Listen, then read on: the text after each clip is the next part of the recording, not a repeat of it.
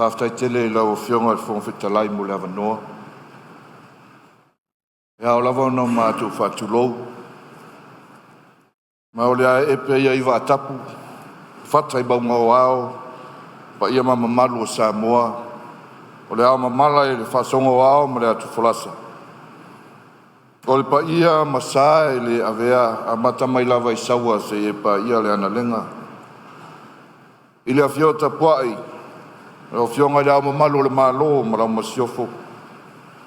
A fiofo I sui o le whono sui tō fia ma o tō masiofo ma whaletua.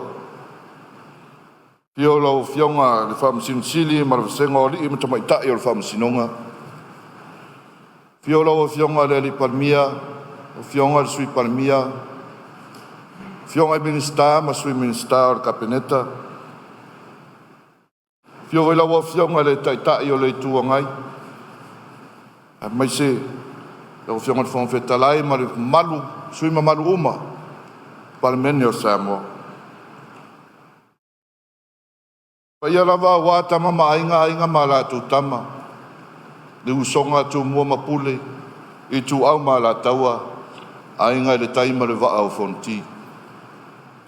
E whapito au ngafa se whamatalanga, ia wā le tapua inga se o I tū malo pele. Tu lona le nofoa whawhiangainga ma tō whaletua, ia ma le ainga sā le vi. Ia whio le matua ia tō whaiono, whio asim pa tō, whio ainga e tolu. Lara taita ma pua ma manongi a manu, ma le nofo I tū ainga ia fuata. Tainane le pa ia usoli, whio ainga ma alo ma le toa, lara taitanga ma salaitia, lua lau niu na sai lua ma le moa na whangatau. A whio e fo I alo sina ma ainga, sua I tui sa mau, la tai le whare tolu ma le vaina repa. Turona fo I la whio o soli, le matua I a leo polu, a la tai a toa ma fwai polu. Whio fo I lau a whionga le tapunu ura o whionga so I alo a la tai whe tau, o lua tō lua I a pua sengi ma pua la tamai. Tulou na lava. I le whangaro ina fo I a whia I si o na vau, ina I o ainga. I atu no mamau e mai se fo I Samoa nei. Si o tō lua, ma se maa whanau. Ia e o te whaataro whaatu, I le suafa manu malo Jesu ke miso le nei tai au. E fōnga tā se whamatalanga. E whainga tā ia le tautua sa whaatino lo whionga le whongwhetalai ma le mamalu le mauta. O le amatanga mai o le savalinga I no o maea le whaatautonga. Whai masui whai pule o le vai maunga tonu. Sa le imapu le tau savali. Ma saili I manongi, ma ao mai fina ngalo lo I tu malo. I lea savalinga na manino ai. Ma fuli no la tō wha. Ina ia awai e opongi. Ia wa monumuritai I le whainga mālo wa tūrai nei. Na o whionga I whainga o fie ia le tūlanga e pei ona iai. O lau fo I taritonunga o le tūlanga whaafai o se tofi o se au auna mo le I tū mālo. Ma e tāwa maini o langona a e sili a tea le mea wa ta oto ai le whātou whala inga, a vai maunga tolu.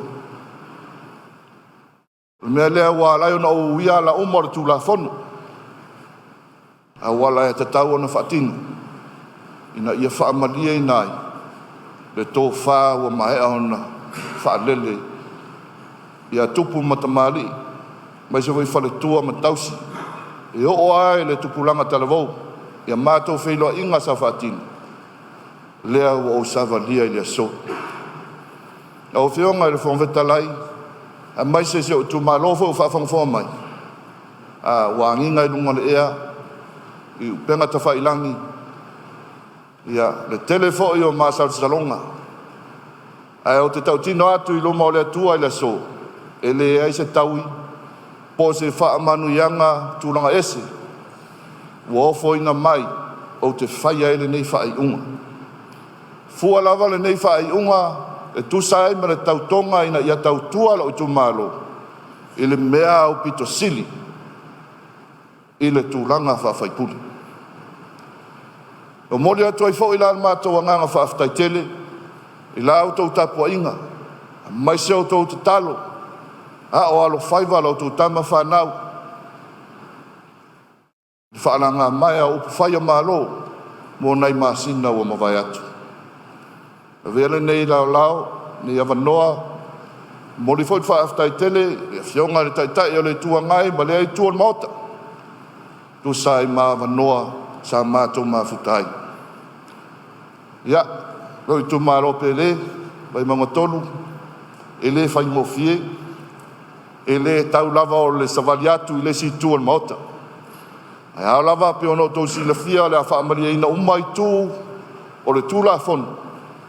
Ma o ato e lafo atu le pule i lau tau whaatou whala inga fili e o tau se o tau si la fia e anga waa matala whea ngai mo le wha wau ina o le tofi whai pule mo le tātou i tū mālo i alofa mai le tua wha manuia le tātou i tū mālo wha manuia ia Samoa mo na taitai manuia e lau o fionga te whongwhetalai, masui mamalu umo al Palemene.